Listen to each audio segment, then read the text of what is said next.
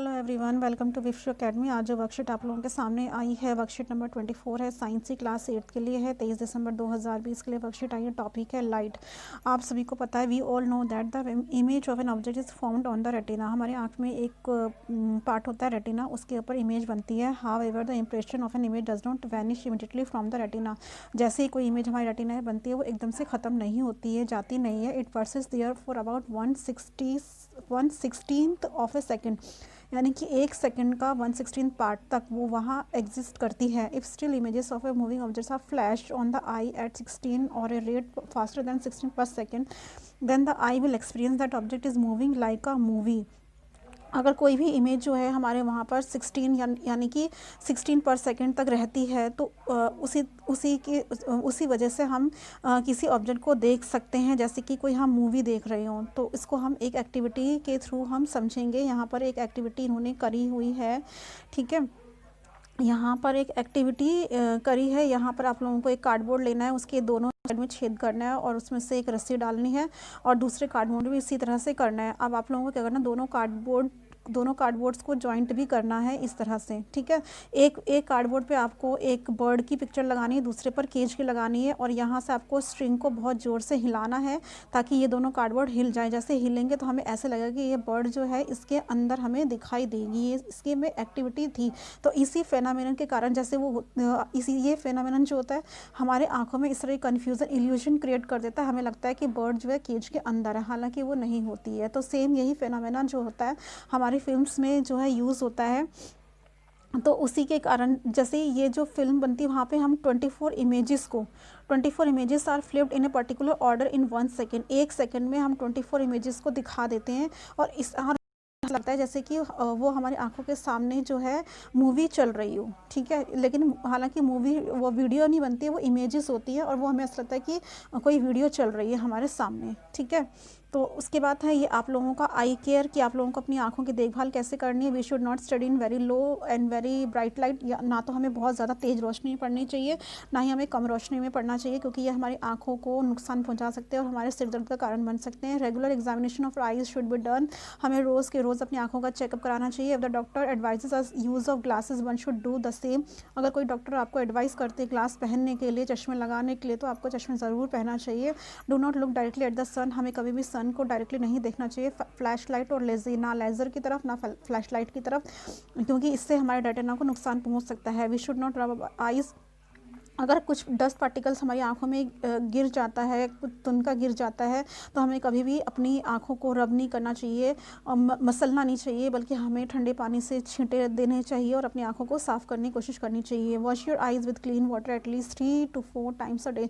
हमें दिन में कम से कम 3 से 4 बार अपनी आंखों को धोना चाहिए। Keep the book eight normal distance while reading. जब हम किताबें पढ़ते हैं तो हमें अपनी किताबों को एक नॉर्मल डिस्टेंस पे रखना चाहिए। इट केप्ट टू क्लोज और far away I damage can आकर। अगर हम किताबों को बहुत नज़दीक या फिर बहुत दूर रखेंगे तो उसकी वजह से भी हमारी आँखों को नुकसान पहुँच सकता है। Vitamin A deficiency causes a disease called night blindness. Vitamin A की कमी की वजह से एक बीमारी हमें हो जाती है जिसको कि नाइट ब्लाइंडनेस कहते हैं। So consume vitamin A rich foods like raw carrot. हमें कच्ची गाजर, गोभी और हरे पत्तेदार सब्जियां खानी चाहिए इस डिजीज़ से बचने के लिए। और विटामिन ई जो है, विटामिन ई बहुत सारा मिलता है हमें कॉड लिवर ऑयल में, मिल्क में, योगर्ट में, चीज़ में, बटर में, और बहुत सारे फ्रूट्स जैसे कि मैंगो, पपाया में, इन सब में विटामिन ए मिलता है।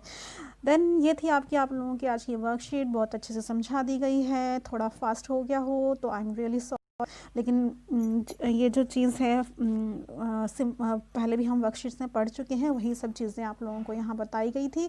तो यहाँ पर जो है आप लोगों के क्वेश्चन आंसर है। Let's begin our question answer exercise. The image of an object is, first question है आप लोगों का, the image of an object is made on which part of the eye? The image of an object is made on retina, ठीक है, retina of the आई, ठीक है, retina of the आई। तो हमें यहाँ से यहाँ तक लिखना है, the image of an object is made on retina of the eye. Eye के रेटिना पे बनती है। How long does the impression of an image persist on the retina? How long? 1/16 seconds. अभी आप लोगों को मैं प्रॉपरली यहाँ से दिखा देती हूँ।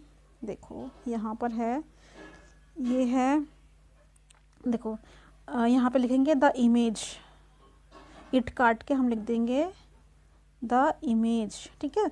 The image persist there for about 1/16 of a second. तो ये आपका सेकेंड का आंसर है, आप लोगों को यहाँ से सेकेंड का आंसर लिखना है। Then let's move on to our third question. Third question में आप लोगों को कहा है how are we able to watch movies, हम मूवीज़ कैसे देख पाते हैं। अपना थर्ड क्वेश्चन देख लेते हैं, how are we able to watch movies, हम मूवीज़ कैसे देख पाते हैं।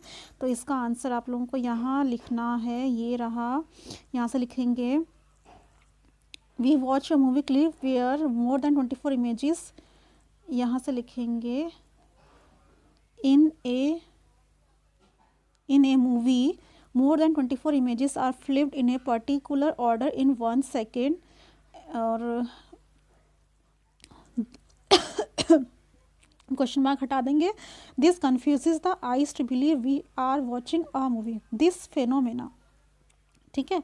कन्फ्यूज की जगह हम लिखेंगे दिस फेनोमेना, दिस फेनोमेनन, ठीक है, ये स्पेलिंग है। This phenomenons helps the eyes to believe we are watching a movie, ठीक है। तो ये है आप लोगों का थर्ड का आंसर। आई होप कि आप लोगों को क्लियर हो गया होगा। देखो यहाँ से लिखेंगे हम लोग in a movie more than 24 images are flipped in a particular order in 1 second, this phenomena helps the eyes, यहाँ से यहाँ तक helps the eyes to believe we are watching a movie. यहाँ से यहाँ तक आप लोग लिखेंगे थर्ड का आंसर।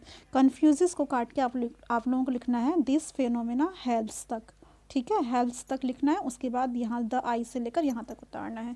आई होप कि आपको थर्ड क्वेश्चन का आंसर समझ आ गया होगा। तो चलो अपने फोर्थ क्वेश्चन की तरफ चलते हैं। यहाँ पर आप लोगों का name the disease cause by vitamin A deficiency, तो कौन सी बीमारी है जो कि होती है। तो यहाँ पर आप लोग लिखोगे, ये है आपका फोर्थ का आंसर, ये है आपका फोर्थ का आंसर। देखो विटामिन ए यहाँ से लेकर ये है आपका फोर्थ का आंसर, ये पूरा का पूरा आपको यहाँ तक लिखना है, ठीक है। ये फोर्थ का पूरा आंसर है कि विटामिन ए की कमी से कौन सी डेफिशिएंसी होती है और उसको कैसे रोका जा सकता है, उसको कैसे कम किया जा सकता है, उससे कैसे बच सकते हैं, ठीक है। ये फोर्थ का आंसर है। ये 2 लाइन्स आपको पूरी कंप्लीट उतारनी है।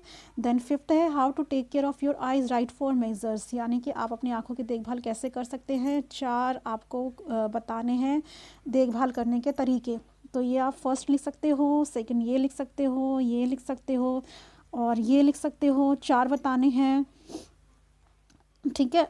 इनमें से कोई भी छोटे छोटे से जो भी आपको लगे आप 4 लिख लीजिएगा। फोर्थ के आंसर्स हैं, देखो first, second, third, fourth, fifth and sixth. ये आप लोग 6 पॉइंट से 6 में से आप लोग कोई भी यहाँ पे 4 डिस्क्राइब कर देना तो आपका फिफ्थ का आंसर बन जाएगा, ठीक है। थोड़ी सी हेडिंग आप लोग स्टार्टिंग में यहाँ से लिख लेना। देखो how to take care of your eyes, तो यहाँ पर लिख देंगे we can take care of our eyes by following methods या फिर मेजर्स, ठीक है। तो आप लोग ये लिखेंगे पहले we can take care of our eyes by following methods. उसके बाद आप लोग यहाँ से 4 पॉइंट्स, यहाँ पर आप लोग यहाँ से कोई भी 4 पॉइंट्स आप लोग लिख देंगे, ठीक है। यहाँ से यहाँ तक कोई भी any 4 points from here you can select और आप लोगों का ये फिफ्थ का आंसर हो जाएगा, ठीक है। आई होप कि आप लोगों को ये वर्कशीट आज अच्छे से समझ आ गई होगी और आप लोग अपनी वर्कशीट कीजिए। Till next week next worksheet, good bye from here, take care, stay home and stay safe and keep learning my dear learners. Thank you so much.